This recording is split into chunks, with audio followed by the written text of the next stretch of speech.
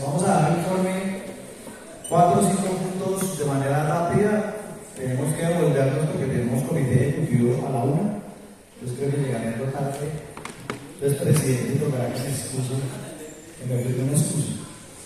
Vamos a empezar con el modelo de ascenso y reubicación de los maestros del proceso 78.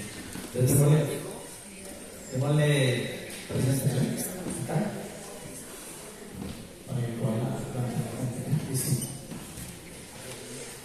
Entonces, este es un balance de la convocatoria de ascenso del 2078. Yo vine aquí hace más o menos un año a exponerles el modelo, que en ese momento pues tuvo bastantes críticas, ¿no? Porque nos decían que no íbamos a meter una serie de variables, que no veníamos acostumbrados a eso, que tuviéramos cuidado con lo que íbamos a negociar. Y pues este informe lo que da cuenta es que efectivamente el modelo que nosotros ayudamos a construir fue bastante progresivo y finalmente suplió o correspondió a las expectativas de los maestros del proceso de derecho. Veníamos de una evaluación escrita entre el 2010 y el 2014, una prueba de competencias centrada en el componente disciplinar, donde únicamente el 20% ascendía, es decir, 1 de cada 5. Esto entre el 2010 y el 2014. En el 2015, los maestros del 278 radicamos una propuesta de ascender por 3 criterios: por tiempo, por títulos y por producción académica. Ese era uno de los puntos del paro del 2015. Debemos recordar que en el paro del 2015 se termina negociando otra cosa, no los 3 criterios, terminan negociando el video, pues que fue bastante cuestionado en clave de su impacto pedagógico, pero que sostuvo el tema de la regla fiscal en las 3 cohortes, la SF1, SF2, SF3, en promedio pasó al 33%, es decir, 1 de cada 3 maestros. La responsabilidad del congelamiento del ascenso del 278 fue de Iván Duque, en cuyo periodo presidencial debió haber convocado por lo menos 4 veces ascenso, solamente convocó una, entonces represó la movilidad en el ascenso. Y cuando nosotros llegamos a la negociación teníamos ese reto, que era garantizar la movilidad en ese momento. Estamos hablando de noviembre de 2023, de 126.000 maestros del 278 que tenían la posibilidad de hacer un ascenso. Siguiente. Entonces aquí están los resultados.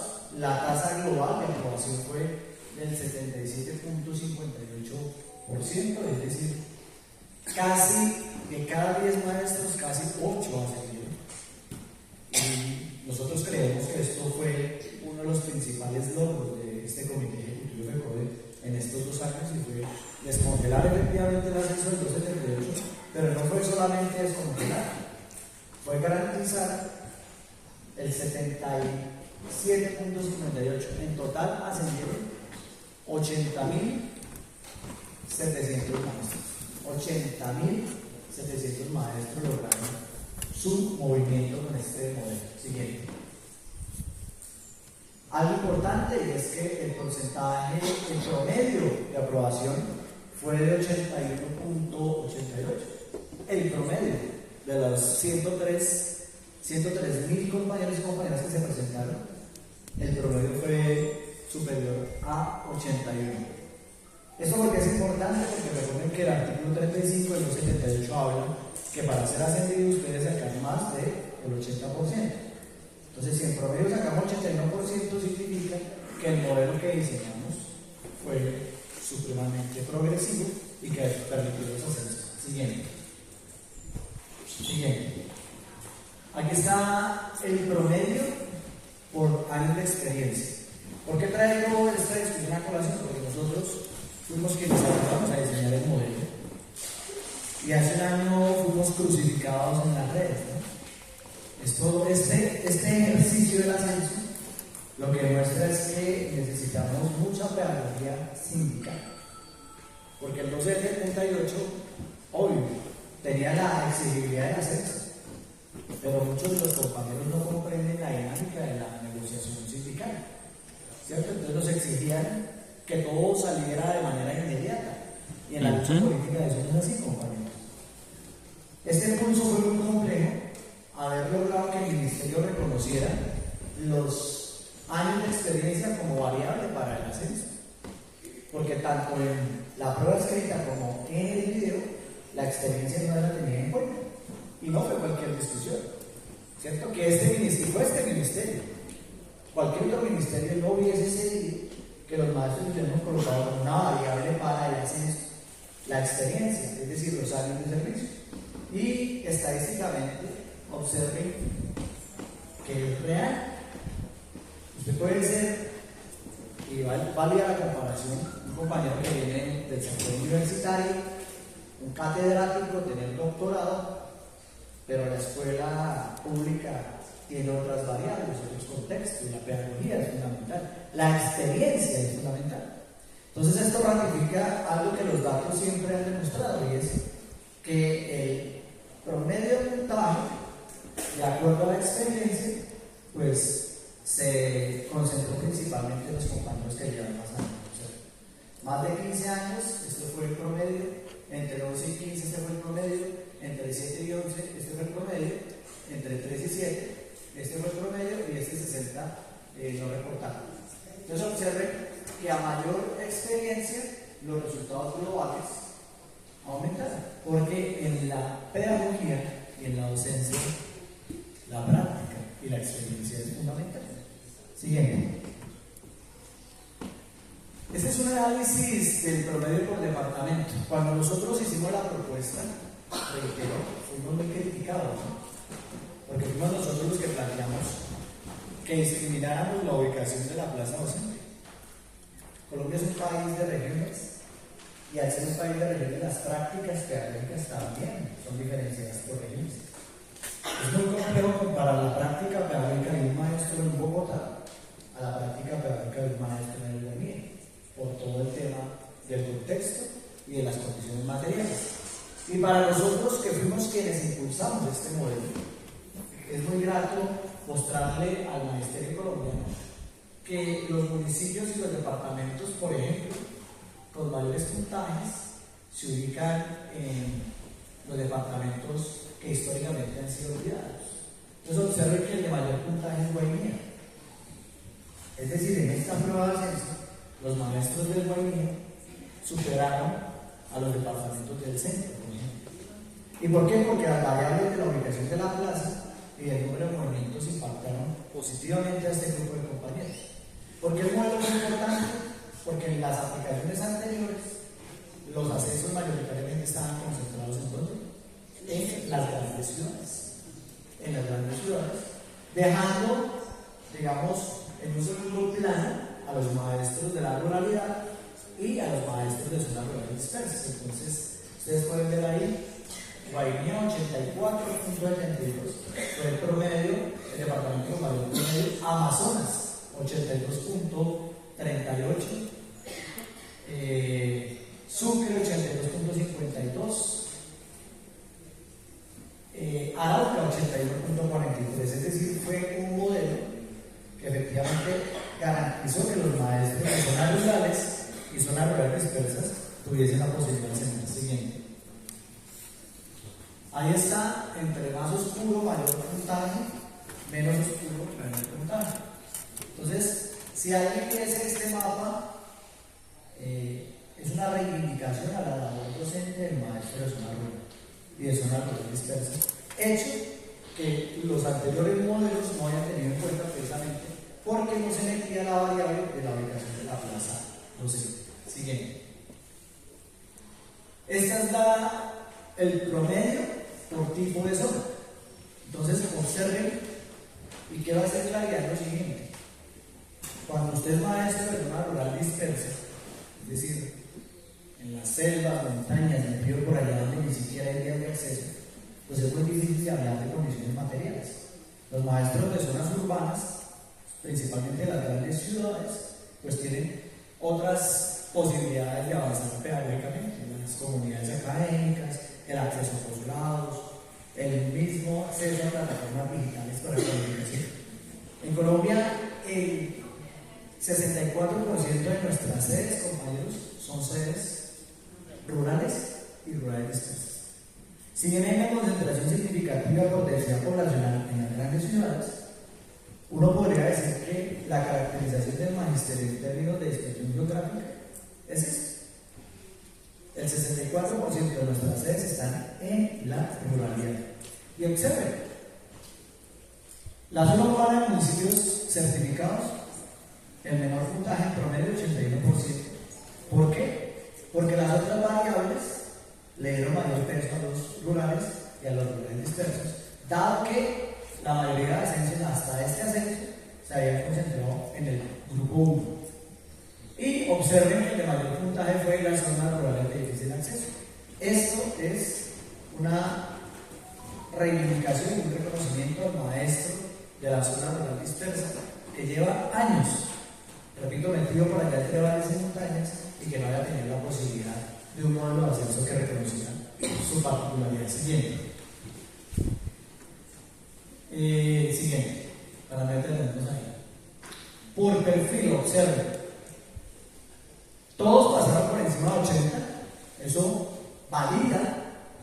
Si uno sometiera esto a una prueba estadística de validez y confiabilidad, los coeficientes arrojarían que el número es supremamente positivo. Lo dijimos desde el comienzo, ¿cierto? Yo soy matemático y digamos que parte de mi tesis de doctorado la trabajé en instrumentos de valoración. Y cuando yo le dije, si le ponemos mayor peso a la ruralidad, ¿cierto? Tanto la dispersa como la rural, pero eso se compensa con el número de movimientos, el modelo en su conjunto tenía validez y los datos lo demuestran. Observen que no solo pasaron los de las zonas rurales, sino en promedio todos los perfiles pasaron. Coordinadores, el más alto, 82.46, le siguen los maestros de secundaria, luego las maestras y maestros de primaria, luego los maestros y maestras de preescolar, los docentes orientadores y el ítem en promedio mayor punto fue el de los compañeros directivos docentes, rectores y directores rurales. Siguiente. Ahí está, ese diagrama circular es contundente. La forma como ascendieron en esta primera cohorte, en rojo, la zona urbana, en azul, la zona rural. Esta gráfica en los anteriores era una proporción casi del 80-20. Del 80-20. Entonces, significativo para los compañeros de las zonas urbanas. Miren, la tasa de aprobación en zonas rurales fue del 83.96. Y en las urbanas fue de 74, casi 10 puntos porcentuales. ¿Por qué? Porque se le reconoció la ubicación de la plaza y los años de experiencia y el número de movimientos. Siguiente. Bueno, la prueba de potencialidad pedagógica también fue un acierto, porque hasta esta prueba, de ahí hacia atrás, todas las pruebas que nos aplicaron, las de ascenso y las de ingreso, fueron diseñadas por universidades sin el enfoque pedagógico. Quienes ingresaron al nuevo concurso, quienes presentaron la prueba escrita en el 2010 al 2014, recuerden que tenían un enfoque disciplinar. Las del 2015 y 2017 tenían un enfoque jurídico. Esta tuvo un enfoque pedagógico. Eso llevó a que sobre 45 el puntaje promedio fuera 33.23%. Es decir, que los maestros somos buenos para lo que nos especializamos, y es la pedagogía. Posiblemente no seamos muy buenos en leyes porque no somos abogados, ¿cierto?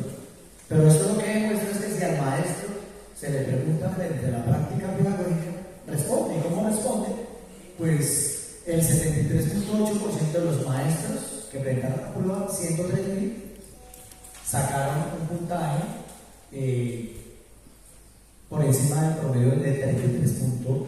Es decir, los maestros efectivamente saben manejar pedagogía. Entonces, esto frente al concurso de ascenso y reubicación del 278 le cumple FECODE al magisterio del 278 como nunca antes, 80.700 maestros. Esto tuvo un impacto fiscal, profes, de 2.8 billones de pesos. Y entonces, Colombia, cada vez que pierde la selección Colombia, todos son técnicos, ¿cierto?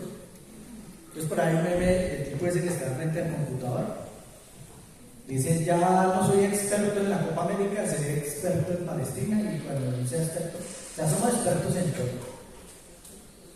Pero creo que hay valoraciones que no deben ser frente a la federación. Porque haberle arrancado a un gobierno de un solo tajo 2.8 billones de pesos es un impacto fiscal, compañeros, supremamente fuerte. Entonces aquí está haciendo carrera una tendencia de creer que como se dan esas conquistas, el resto de conquistas son fáciles. Solamente pedir, y ya eso no pasa ni siquiera en nuestros núcleos familiares, ¿cierto? Porque nosotros manejamos la economía en nuestra casa, y aquí no es pida ilimitadamente. ¿Y por qué lo digo? Porque estamos en la negociación, según el informe, estamos en la negociación del salario para los estatales. En este momento, mañana tenemos la tercera sesión.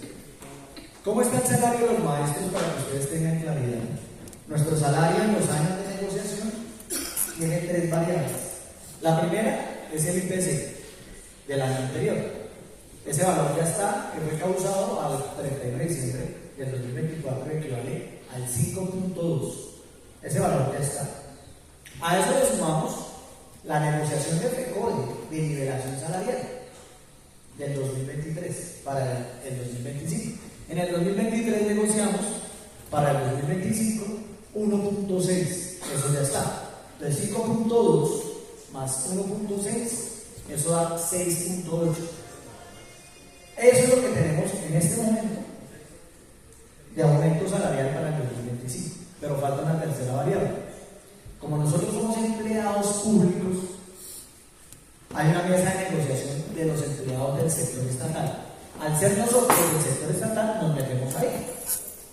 En esa mesa, que representa a 1.3 millones de empleados públicos, Fiscalía, Contraloría, Procuraduría, UNP, todas las ramas de la función pública, 1.3 empleados públicos, más 1 millón de empleados públicos bajo otras formas de contratación, OPS, tercerizados, es decir, esa negociación va a impactar a 2.3 trabajadores y trabajadoras. Como toda negociación, pues las centrales obreras plantean 5 puntos. Pero los que ganan todas las negociaciones, lo invito a que me acompañe un viernes en la noche a mi casa a ver si logra convencer a mi compañera que me deje salir todos los viernes a tomar. ¿Sí? O sea, si es tan efectivo en la negociación que todo lo que pide automáticamente se lo concede, eso no pasa ni en nada, ¿cierto? Nosotros plantamos 5, pero si alguien ha negociado algo en la vida, sabe que uno empieza arriba y se empieza a balancear. Y nos tienen crucificados, entre es porque el gobierno nos plantó el día jueves el 1.3. Nosotros 5, el gobierno 1.3, ahí se dio el debate, el gobierno llevó todas las cifras, incluyendo cuando el gobierno le dice a la mesa, no, pero es que en ascensos, por ejemplo, para los maestros, 2.8 billones, ¿qué hicieron todos los otros empleados públicos? ¿Qué creen que hicieron? ¿Cierto? Entonces, nosotros, en medio de la discusión, la bancada mayoritaria se baja a 3.5. O sea que la negociación quedó en un punto el día viernes, gobierno 1.3, centrales obreras 3.5, y el día de mañana nos encontraremos a las 7 de la mañana para negociar ese punto. Yo quiero decirles que el histórico, desde el 2014 que podemos negociar, ha sido en promedio 1.3, el más alto fue en algún momento 1.62, porque tiene que ver con la productividad. Entonces nosotros aspiramos, pues no estar por debajo de ese 1.6, y ahí está el pulso. Pero el comentario es que a la fecha vamos en un 8.1, 6.8 más 1.3, y lo que logremos esta semana, porque ese punto es el primer punto que vamos a sacar. Ahora, hay un debate, porque hay que hacer mucha pedagogía. Entonces, lo primero que uno no puede o por lo menos los dirigentes serios, no podemos vender humo ni especular. O sea, si yo quisiera arrancar el aplauso, diría: ¡vamos por el 10%! Y entonces usted maneja. Pero eso no es serio, con el tema fiscal, porque no solo es 2.8 billones para 80.300, de aquí hasta que retire, porque es ascenso. Es 1.7, que ya también presionamos al Ministerio de Hacienda para los 45.700 que quedaron sin ascender, ¿cierto? O sea, si ustedes suman los 126.000 ascensos, eso toma suma 4.5 billones. Eso me lo queda reclamando. Y hago aquí el paréntesis: absolutamente ningún gobierno de derecha nos va a facilitar eso. Entonces, el comentario va frente a la pedagogía, que la gente considera que entonces, si no negociamos el 10 o el 5, es porque FECODE se le vendió a la patronal, cuando hay una realidad fiscal atravesada además. Estamos discutiendo el tema de las primas de las bonificaciones en la mesa estatal. Entonces, cuando los otros empleados públicos se enteran que nosotros ganamos una bonificación pedagógica que va a llegar al 35%, es decir, súbele al impacto de los movimientos la bonificación pedagógica que ganamos en la negociación del 2019, ¿cierto? Y que este año ya se pagó por el avance del 26%, ¿cierto? Todo eso ha sido ganado y tiene un impacto fiscal. Por eso es un llamado a la sensatez. Entonces yo no puedo ser tan irresponsable para darle este auditorio y decirle: vamos en 3.5 y no nos bajamos de 3.5. Para que usted aplaude, hay que pulsear el tema fiscal. Entonces vamos en 8.1 y vamos a ver hasta dónde llegamos. El otro tema son los tiempos. Claro, nosotros entendemos la pérdida del valor adquisitivo, porque resulta que todo inflacionariamente subió de acuerdo al IPC y a nosotros no nos han pagado. Y eso es una realidad. Pero el tema no es tan sencillo, pues. A nosotros nos gustaría negociar el 1 de enero, o sea, mientras ustedes están celebrando el año nuevo, el comité ejecutivo me puede sentado a las 12:01 del 1 de enero negociando. Porque estoy siendo irónico y extremista, porque hay gente que piensa que las cosas tienen que ser así. Nosotros no empezamos a negociar el 1 de enero el salario, profes, porque el decreto 243, que genera el tema de la negociación colectiva estatal, plantea que el público se tiene que recaer el 31 de marzo. O sea que si quisiéramos adelantar la negociación del salario, tendríamos que modificar ese decreto y que se empezara a negociar en enero, que está en la mesa, pero tampoco es tan fácil. Quien pueda negociar y que todos se lo concedan, entonces 15 ejecutivos le cedemos el turno, usted va y no reemplaza para que todo lo que usted pida automáticamente se lo entregue. Pero como la realidad material es otra, por eso radicamos código en 31 y la negociación empezó apenas la semana anterior. Digamos que va a pasar siempre, son más de 100 puntos, entonces son 20 días hábiles de negociación y 20 días de prórroga. Conclusión: ese decreto estará saliendo junio o julio. A mí en redes, soy muy activo en redes porque pues, se mueve, ¿cierto? Entonces la gente dice: pero es que Julio es muy bravo, ¿no? Es que las cosas como son, ¿sí? Y las cosas como son, y yo digo a los profes: venga, profe, si usted hasta ahora entra al magisterio, porque si hasta ahora entra al magisterio, se la paso. ¿Por qué? Porque están diciendo que este ejecutivo se le arrolló a Petro y que vamos a sacar el decreto de ascensos hasta junio. Eso, válido, un compañero que entró este año no sepa cómo funciona esto. Recuerden que con un inclusive, un día nos dilató, un año, perdón, nos dilató casi hasta agosto. Todos los años de negociación, ¿o no, profes? Todos los años de negociación del decreto salario sale mayo, junio, julio, por las razones que acabo de explicar. ¿Sí? Pero yo le digo a los compas, también desconocimiento. Recuerden que todos esos años nos pagan la nómina actualizada sobre la base del decreto de salarios y en nómina paralela llega el retroactivo a partir del 1 de enero. Conclusión: aquí nadie va a perder Eso frente al tema del salario. Pasemos a la otra presentación de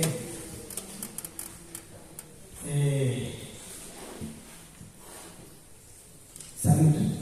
Esa que te señalando. ¿La de salud? Sí, salud. Bueno, el tema de salud es muy complejo. Esta es una presentación que hicimos en la Junta Nacional en noviembre del año pasado siguiente. Estos datos obviamente ya se superaron, pero yo solo quiero posicionar que ustedes entiendan qué es lo que está pasando en la crisis del modelo de salud.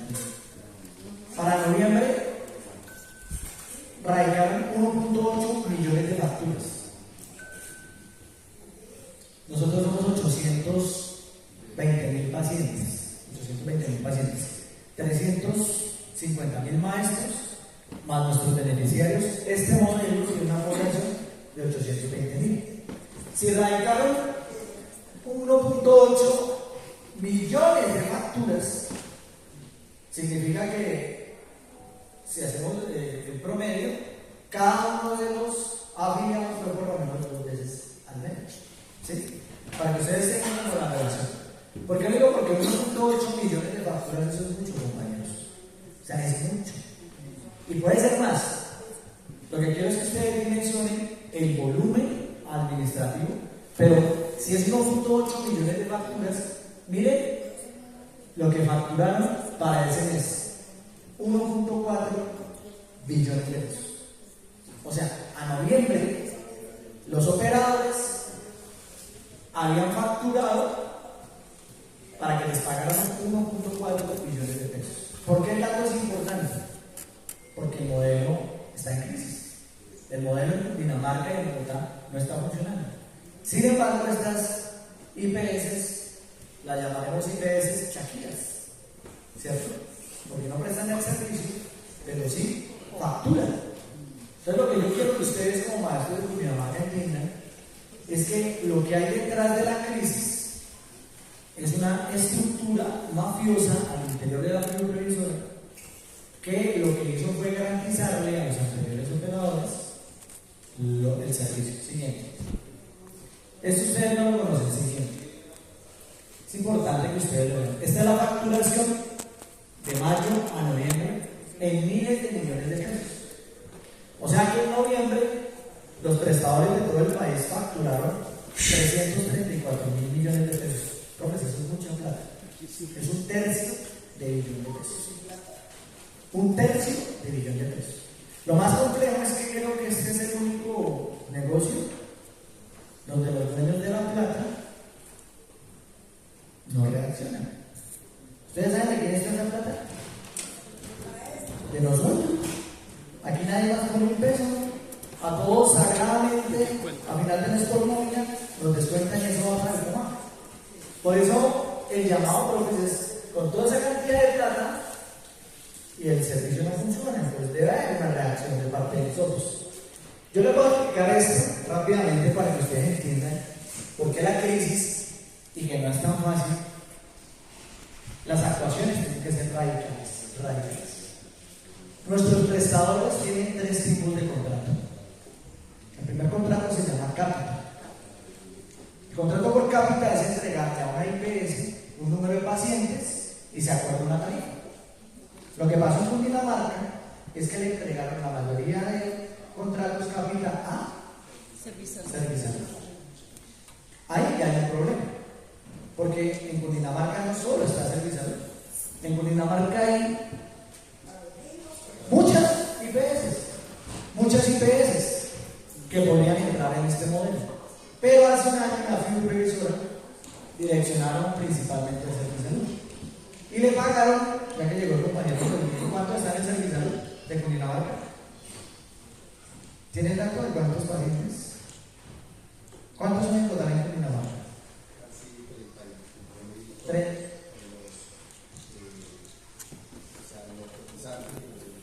Entre cotizantes y beneficiarios más o menos 30.000. ¿Y cuántos entraron a Servisalud? ¿Tienen datos? Exactamente no, pero más de 20.000. Lo que estoy diciendo es que es muy complejo que existan otras IPS, pero que la supervisora le haya direccionado la cápita a Servisalud. La cápita es un contrato que se paga por adelantado. Es decir, en mayo le dijeron, señor gerente de servicios, le entregó 20.000.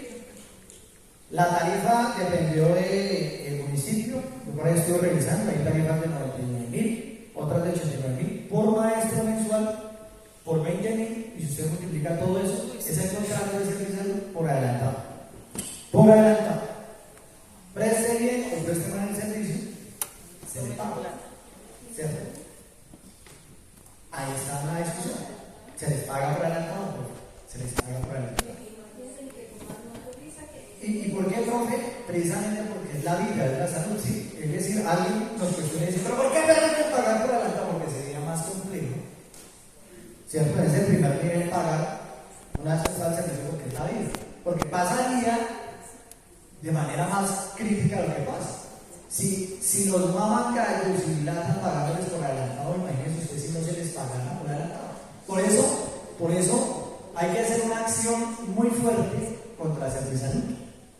Yo por lo menos soy de los partidarios es que el Servisalud no vaya a continuar.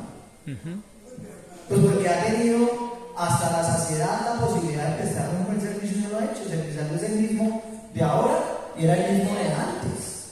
¿Sí? Pero aquí viene el debate que ha hecho carrera y es que los maestros dicen que lo mejor sí. malo conocido que bueno por conocer, y nos decimos las cosas en la cara. Porque en Bogotá, yo soy de Bogotá, la crisis es igual. Y en Bogotá nos dimos una pelea muy dura, algunos del sindicato, porque en Bogotá a Servisalud le entregaron 73.000. Profesor, ustedes conocen Bogotá, o sea, Bogotá no tiene más IPS y a Servisalud le entregaron 73.000. Entonces dijimos, pues que le entreguen 15 y los otros 58.000 la distribuimos en 4.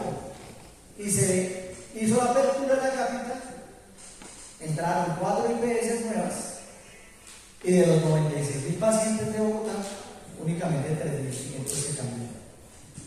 Y por eso uno es de amores y desamores porque no gusta decir las cosas de verdad. El día que el Magisterio de Bogotá diga que nosotros desde RECODE no hicimos nada, hay que decir, bueno, profesor, si ustedes consideran que el Servisalud no los atendía en los tiempos de oportunidad, entraron 4 IPS porque los maestros no han cambiado. O sea, aquí cada quien va asumiendo su responsabilidad. Por cápita, miren, profesor, a nivel nacional, por cápita es apenas el 24% de la plata que han facturado. ¿Listo? El primer nivel. ¿Qué es el primer nivel? El ingreso a medicina general y algunas especialidades. ¿Listo? Ese es el primer nivel. Nuestro modelo tiene un segundo nivel, que son las especialidades. O sea, usted va al médico general y el médico general lo remite a una especialidad, la que sea. Nosotros contamos en el modelo, este modelo abarca más de 47 especialidades, que deberían ser todas prestadas de manera oportuna, porque la plata de quién es? De nosotros. Y no es cualquier plata, pues. Son 15 millones de pesos. ¿Cómo funciona el segundo nivel para que ustedes vean? Yo siempre hago esta alegoría. A mí me gustan las películas así como de trama, ¿cierto? De la mafia italiana. Esto parece una película de la mafia italiana. Porque miren, segundo nivel. ¿Qué pena lo pongo de ejemplo? Entonces el profe va al médico, medicina general. ¿Quién lo atiende? Servisalud. Deberían ser otros, pero pues aclaran a Servisalud. De Servisalud le detectan alguna situación urinaria que lo mandan a un urólogo. Entonces, ¿dónde hay especialistas en urología? Deben haber varios dispersos en Cundinamarca, pero principalmente están en Bogotá, ¿cierto? Entonces, el profesor, para hacer uso de la urología, le deberían dar una remisión, no una autorización. Nosotros no necesitamos autorización, porque los recursos están. Pero eso es otro error, porque aquí nos cambiaron las remisiones por autorizaciones. Eso tampoco lo deberíamos permitir. Una remisión. El profesor debería salir por su remisión y meterse al famoso software ONUS. ONUS, porque así está diseñado el modelo. Y además nosotros pagamos 43.000 millones de pesos. 43.000 millones de pesos. Para que ONUS nos ayudara en la autorización. ¿Cómo está pensado el modelo? El El profe sale con su revisión de especialista, él sin ir a ningún lado, entraría desde su celular a Horus, y Horus debería despegarle los urólogos que están contratados en la red. Digamos que sean dos. Entonces el profe coge el primer urólogo. Vea, tengo una revisión, listo, profe, lo atiende en 3 meses. No me sirve. Llama al otro. Tengo una revisión, en cuanto la atiende, no me sirve. Así debe funcionar el negocio.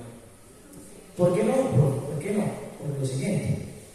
Resulta que si aquí el señor tiene un consultorio de especialistas en urología, el decreto 441 del 2022 lo obliga, porque es la salud, lo obliga a tener unos requerimientos que se llaman notas técnicas. Es decir, que si él quiere ofrecer su servicio de urólogo, su contrato debe tener notas técnicas, la especialidad, la ubicación, lo técnico. Cuando al señor lo contratan, las notas técnicas se suben ¿a dónde? Al software. ¿Para qué? Para que cuando el profesor ingrese al módulo, con las notas técnicas usted pueda solicitar el urólogo. ¿Por qué no funciona así, profesor? Porque la profesora, la mayoría de contratos que hizo, no subió las notas técnicas.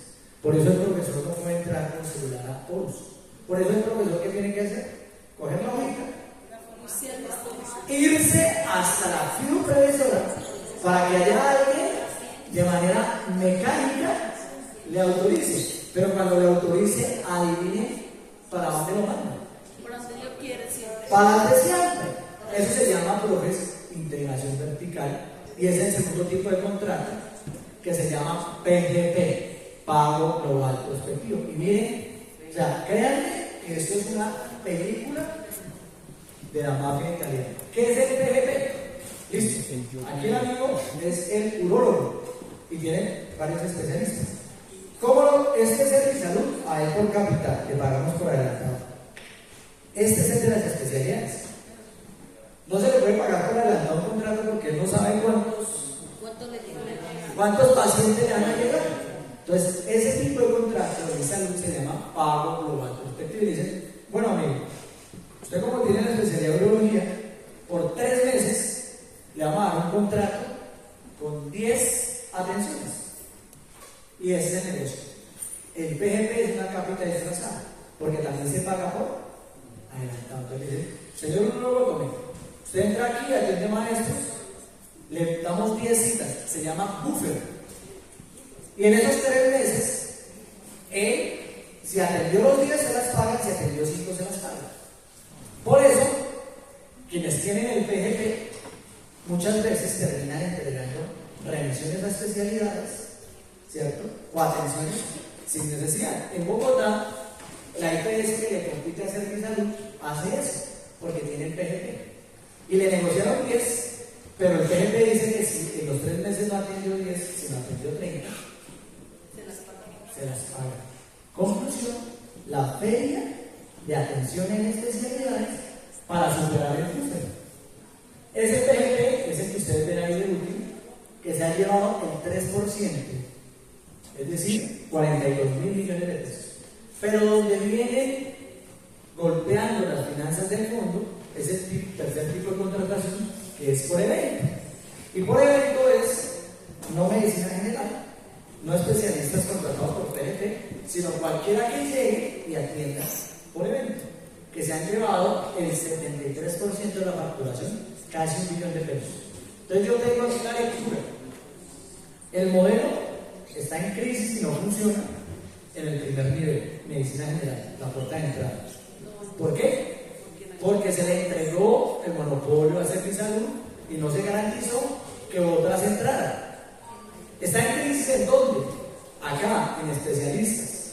Porque no es una red de especialistas, sino que manualmente nos direccionan a los mismos especialistas.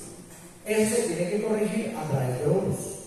Los nuevos contratos deben tener notas técnicas. Si tienen notas técnicas, el profe no tiene que ir a la profesora a que lo autoricen, sino lo hace manual, directamente por el software. Esos 2 niveles, el primer nivel y el segundo nivel, están en crisis. ¿Y por qué en crisis? Porque en Cundinamarca ha sido muy difícil tomar 116 municipios. ¿Dónde consigue Paratebueno? ¿Qué es Cundinamarca? Paratebueno. ¿Dónde consigue usted un especialista en Paratebueno? Villavista, sí. No hay de otra, ¿cierto? Villa Pinzón, no. Para este lado, para este lado. Pacho, ¿dónde consiste un especialista cercano a Pacho?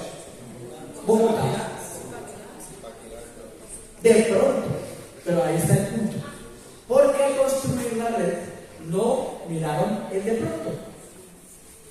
Las Si excepciones. hay un especialista en Zipaquirá, le sirve al profesor porque le queda más cerca que Bogotá y le sirve a nuestro modelo porque hay que pagar menos.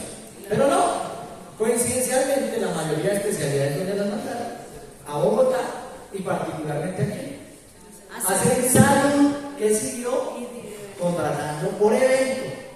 ¿Dónde funciona el modelo? Y esto sí lo tengo que decir. Discúlpenme, pero es real. No es cierto que tengamos cientos de miles de maestros muertos por falta de atención, porque el modelo sí funciona en el nivel de alta complejidad. ¿Por qué? Porque las clínicas, las EPS de alta calidad que están en este modelo, se escaparon de la mafia direccionada en la flu previsora y se escaparon de Servisalud. O sea, lo que quiero decir es que aquí cirugías de alto costo, cirugías de alta complejidad, que en el anterior modelo, como todo lo tenía en Servisalud, lo que hacía Servisalud era subcontratar. Le pagábamos todo y él subcontrataba. En este nuevo modelo, directamente las clínicas de alta complejidad nos atienden. En este modelo, profe, yo no sé si alguien ya transitó por ahí. Aquí nos atiende la clínica Santa Fe, nos atiende la clínica Conte.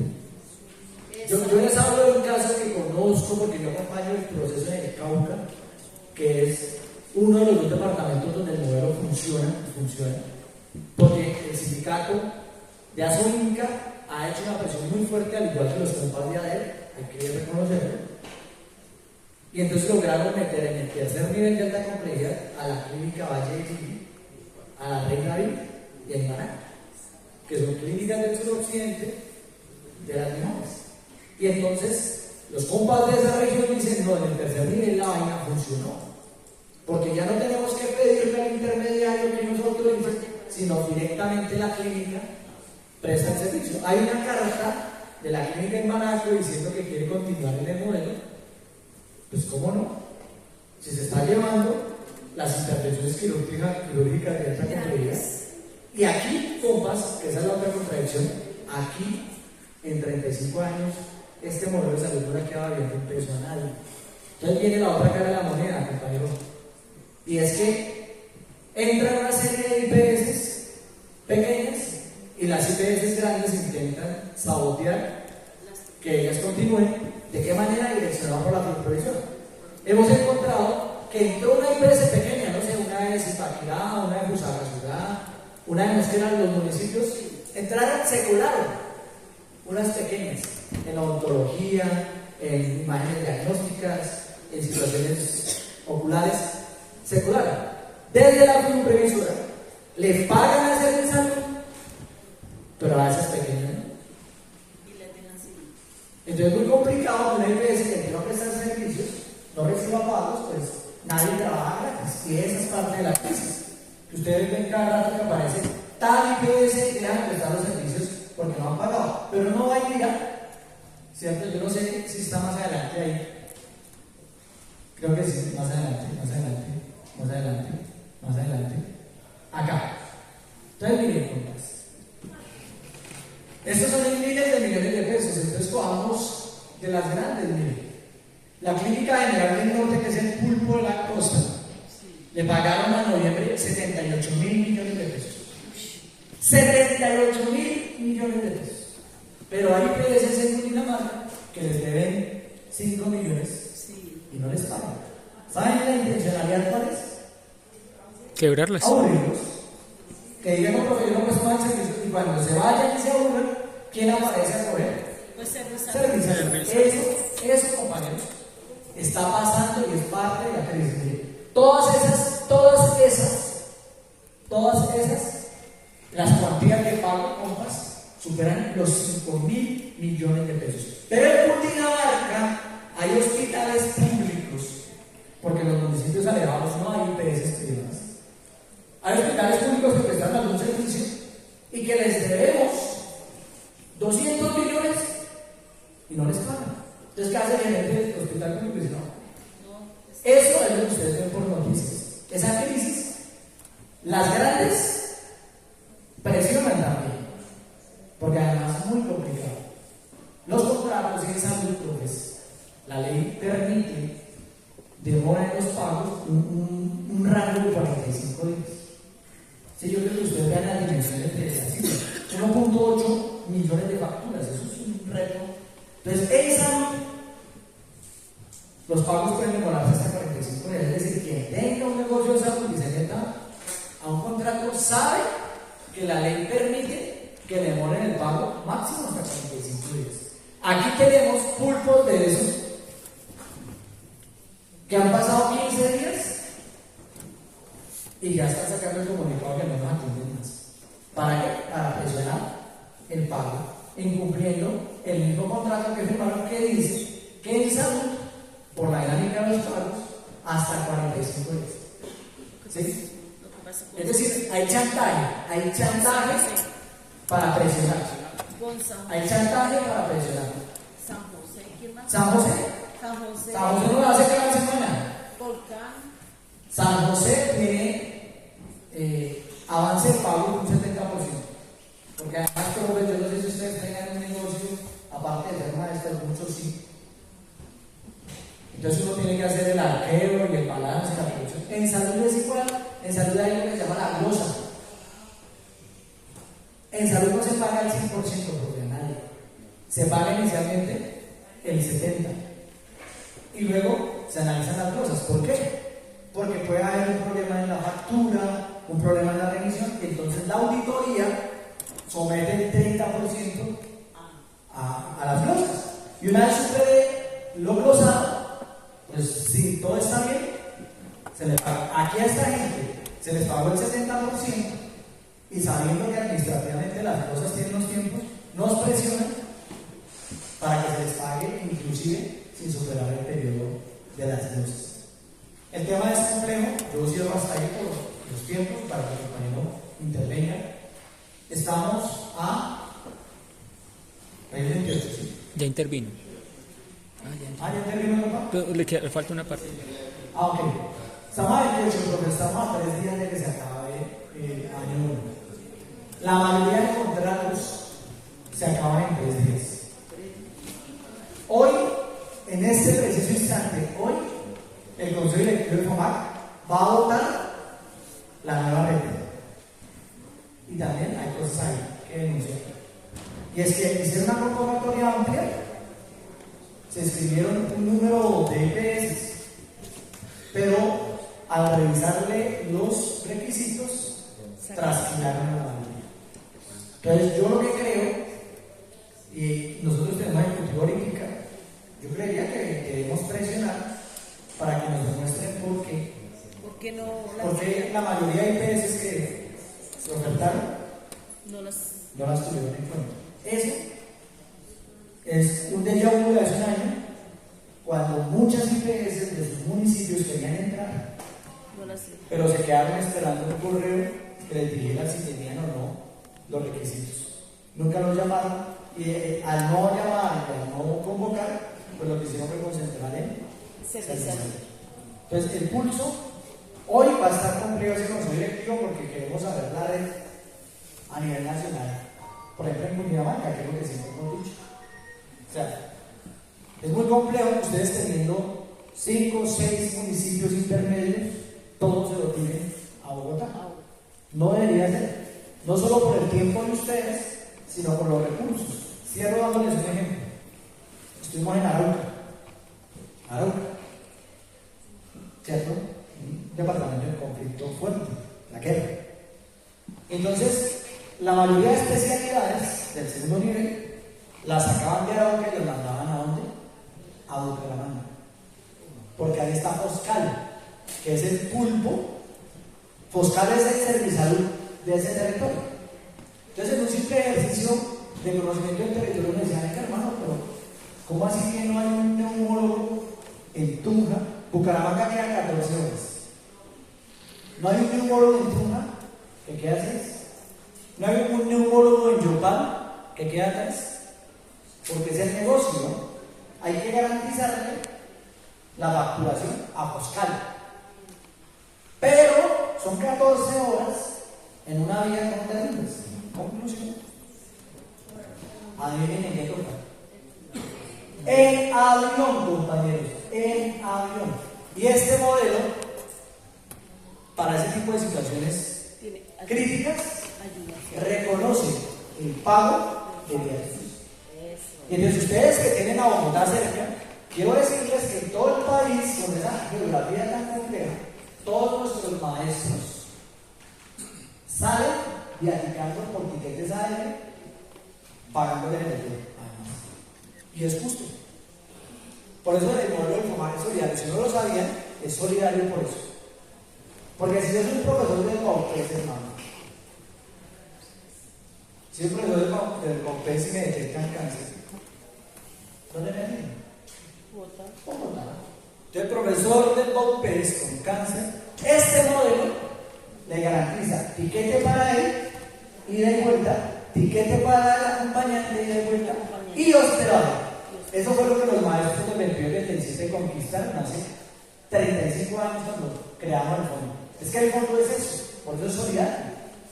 Y eso está bien. Pero al punto que voy, profes, es que cuando empezamos a indagar en Arauca capital, encontramos que había un neumólogo. En Arauca.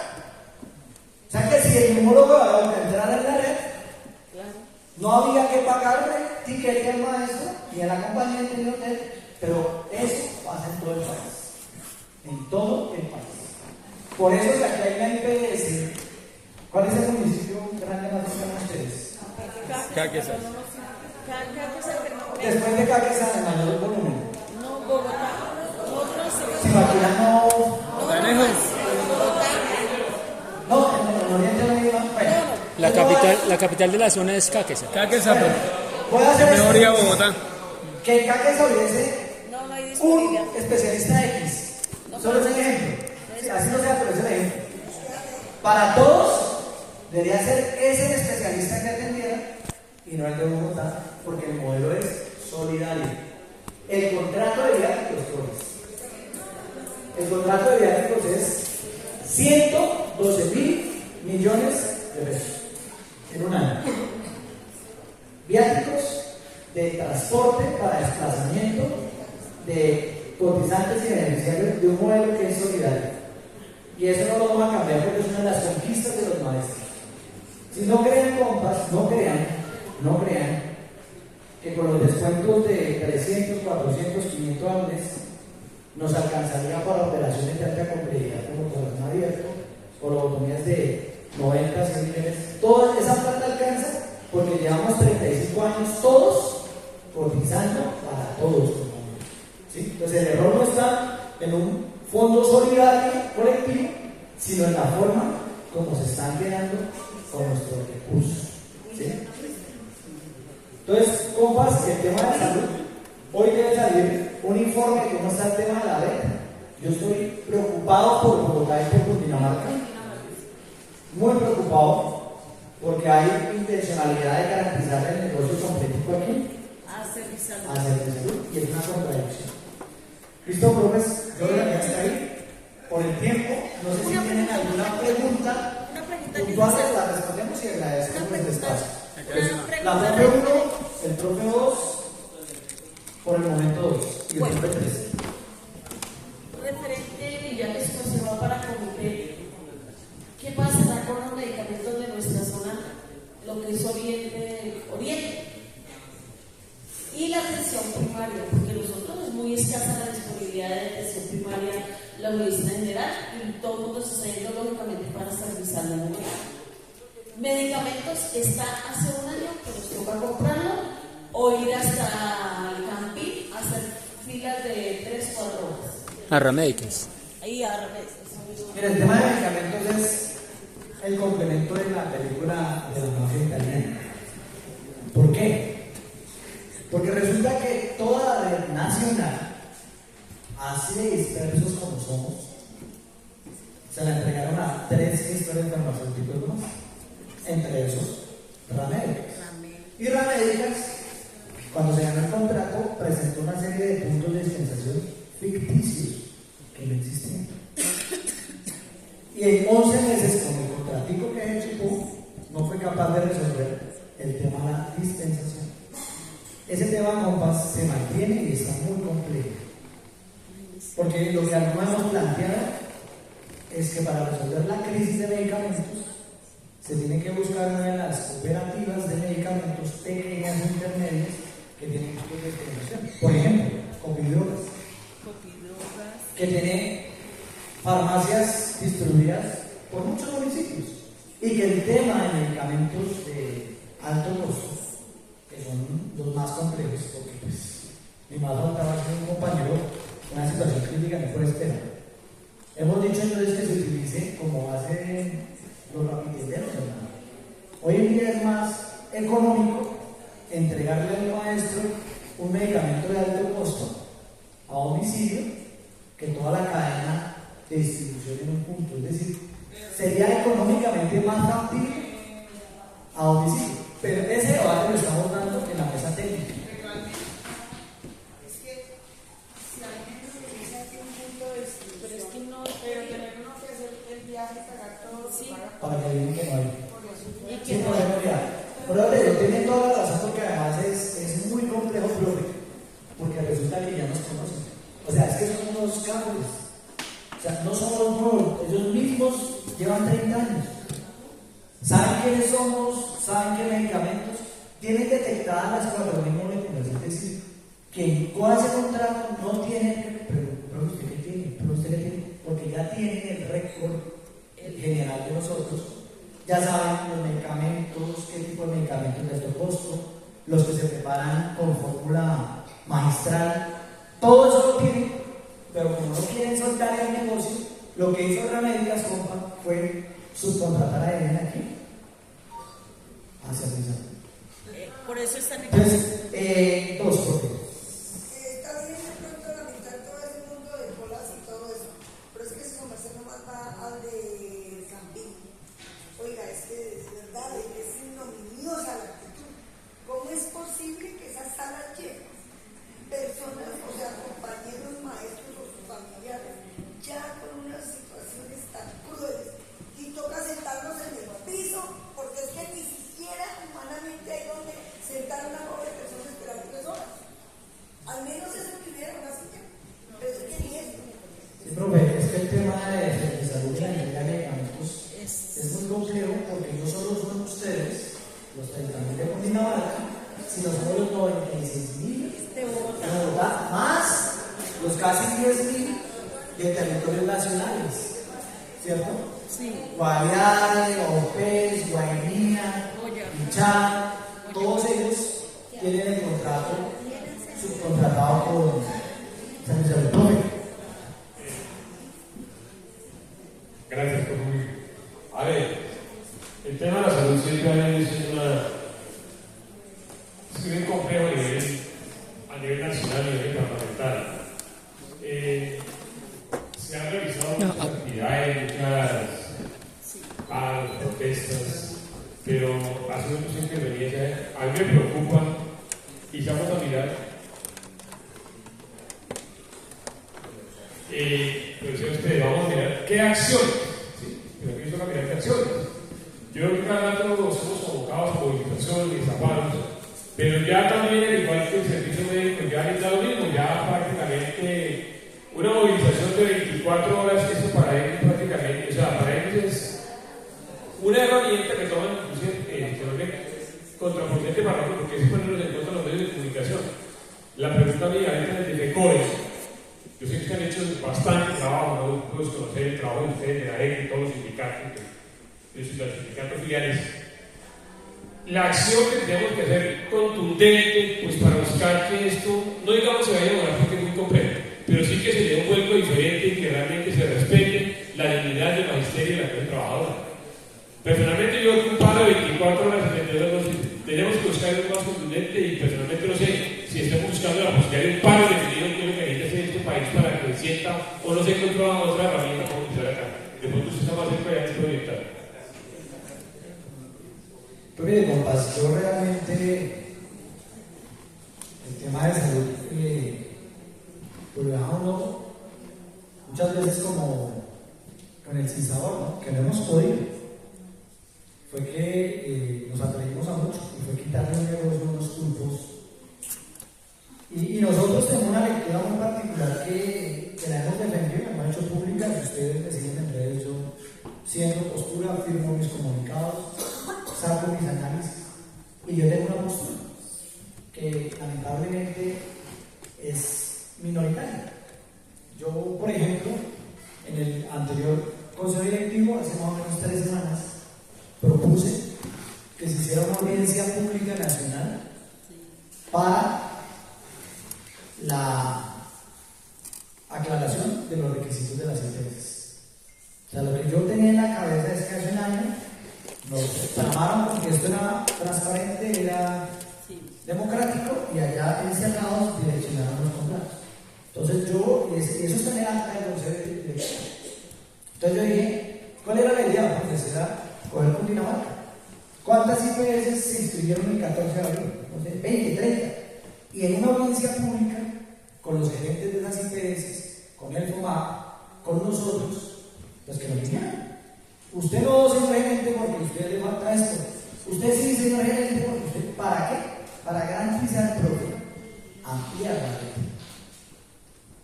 Que no tiene papel. Absolutamente nadie respaldó la propuesta.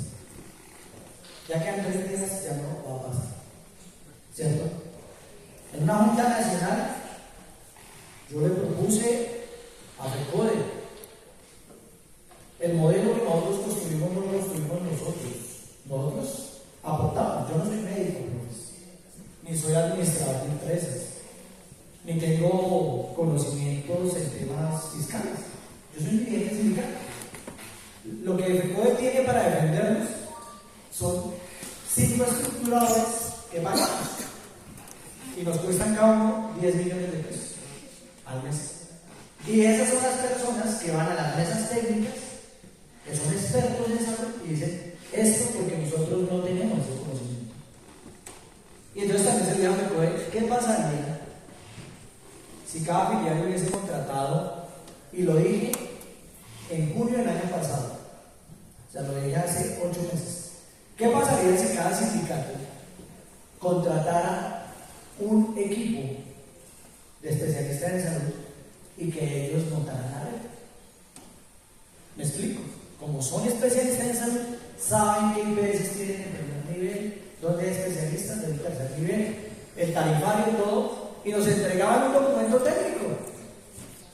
Y con ese documento técnico la organización sindical se sentaría y diría, venga, según los expertos, lo que deberíamos tener es esto. ¿Saben cuántos sindicatos hicieron el documento? ¡Ninguno! ¡Ninguno! ¿Cómo hizo el Cauca? Cauca lo hizo previamente, sin montar la red, pero lo que Cauca favoreció es que ellos, antes de que montaran el modelo, por ejemplo, referenciación ubicaron a los maestros de las IPS más cercanas y por eso lo está funcionando. Y les pongo el ejemplo externo, y se lo dije a los compañeros de la ADA. El día, un detalle que nos dieron, que ha servido mucho en estos días, es una sombrilla. Una sombrilla bonita. Esas sombrillas costaron más de 500 millones de pesos. Pero, si hubiéramos contratado a 3 especialistas por 3 meses, estamos hablando de 90 millones de pesos. Tendría cada sindicato hoy, 28 de abril, un documento técnico de 300, 400 páginas para que cuando la profesora le dijera, no, es que el nefrólogo que es de los riñones, el nefrólogo tiene que ser el especializado. Entonces usted saca el documento técnico y le diría, no, según nuestro estudio técnico, hay tantos nefrólogos que podrían entrar en la red. Y no se puede hacer. Yo, profe, y yo digo algo claro, esta crisis va a continuar. Esperemos que con la nueva contratación disminuya. La única para que disminuya la crisis es que entren más IPS. Es la única. Más IPS. Pero, profes, esto va a seguir. O sea, en un año, el 1 de mayo del 2026, otra vez se van a vencer los contratos. Yo seguiré insistiendo. Arando en el desierto. Construir nuestra propia red. ¿Sí?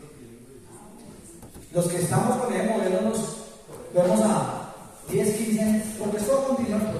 Ni vamos a acabar el fondo y el modelo va a seguir siendo similar. O le damos soluciones radicales a esto, o cada año vamos a tener la misma discusión. Los que queremos implementar es que estamos diciendo que cuando la postura que corresponde sea la que esté orientando, van a sobrar recursos. Y cuando vienen a sobrar recursos, debemos apuntar a construir nuestra propia red. Yo no estoy inventando que el agua moja. ¿Sí? Yo vivo en Bogotá, en la zona de Bosa, y hace 4 meses la Policía Nacional construyó la clínica de la Policía Nacional al sur de Bogotá. Nosotros somos 820.000 que cada 4 años, profes, aportamos 15 billones de pesos. Cada 4 años 15, durante 35 años, El ejército también tiene eso. son casi 8 veces por 15. Estamos hablando que nosotros desde el 89 a alguien le hemos entregado más de 100 billones de pesos. ¿Qué haríamos nosotros con 100 billones de pesos? Parte de la infraestructura que construyó Servisalud lo hicieron con nuestra plata. Entonces yo lo que quiero decirles es que no se sorprendan que el mirar para un lado, no meterse de frente en esta discusión, es porque hay intereses creados. Vendrán los tiempos de hacer los balances.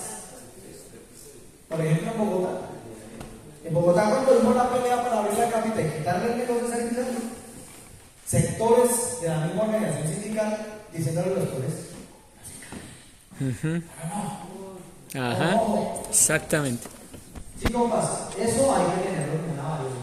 Entonces, yo espero, yo no sé, Rodrigo, no han socializado. Esperemos que hoy nos entreguen y con mucho gusto a través del compañero le hacemos llegar qué quedó hoy en Cundinamarca y ustedes mirarán. Si quedaron los mismos, la crisis Continúa. pero si entró más gente, tenemos la posibilidad de que se amplíe la red y que mejore el derecho. Pero la gran contradicción es que es nuestra plata. Esa es la gran contradicción. Entonces, profe, no sé, el compa Diego tenía una pregunta del 077.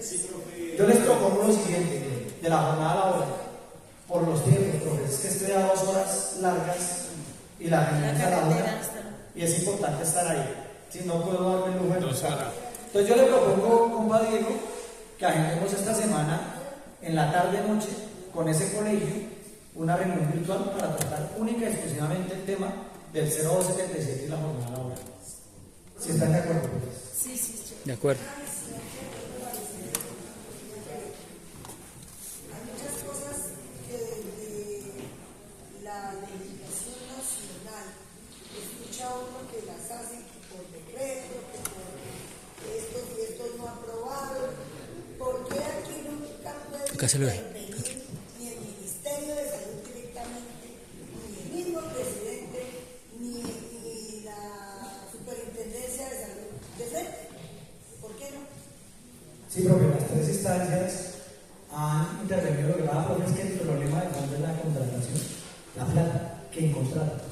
La Supersalud ya ha suspendido y ya ha sancionado también. También hay investigaciones abiertas, ¿sí? Pero el impacto de esas investigaciones versus a la cuantía que se llevan es mínimo. El presidente Petro sacó a Marín, colocando cadena que ha venido haciendo aportes importantes. Es decir, si han habido acciones intentando corregir, pero el problema de fondo, profe, es quién contrata, ¿sí me entiendes? O sea, allá en la oficina de contratación, cuando dicen, lo contrata usted, que es donde nosotros debemos golpear. Y la única forma de golpear es que no dejarles a ellos la contratación, sino mostrarles la red y que ellos no tengan cómo direccionar. ¿Sí me entiendes? Por eso para mí, si no lo hicimos en el año 1 y ya no fue en el año 2, nosotros vamos a seguir insistiendo en el año 3. O sea, tranquilamente lo digo, si usted comprara 3 profesionales de la salud para Cundinamarca, cada uno que le cobre 10 millones de pesos al mes, pues contratemos los 3 meses. Y usted se irá el problema, hermano, de estarle dando a los profes explicaciones, porque usted, cuando el profe le diga, ¡Rodrigo! La farmacia, entonces usted saca el documento técnico y los 3 técnicos le dijeron dónde habían posibles farmacias. Por ejemplo, Copidrogas. ¿Quién ha hablado con Copidrogas? Yo no lo voy a hacer. Y tampoco estoy mandando a que lo haga la compañía. Porque si él o yo hablamos, entonces ya van a decir que es que nosotros somos los del negocio. Ah, pero si usted contrató a un especialista en salud, el man fue, le trae lo que le dice, Copidrogas tiene farmacias en tal punto. Las moléculas propias que puede escribir Copidrogas en tal. Eso es diferente. Y así con todo, pues, ¿sí? Que digan dónde hay, cuál es el especialista más raro, ¿no? Pues sería una propuesta. Un nefrólogo, que usted no tenga que, sino que ese estudio técnico le diga, compañeros de ADN, los únicos nefrólogos en la zona central del país están en tal clínica y en tal clínica. De tal manera que cuando la impresora diga, el nefrólogo se lo voy a dar a Servisalud. Entonces nosotros le digamos con documento técnico, no, qué pena. Aquí hay otros 2 o 3 que pueden entrar en la red. Y el software, hermano, son 92 módulos y solo están funcionando 6. Un año después. Pagando 43.000 millones de pesos. Profe, entonces muchas gracias por el espacio. Y muy amable.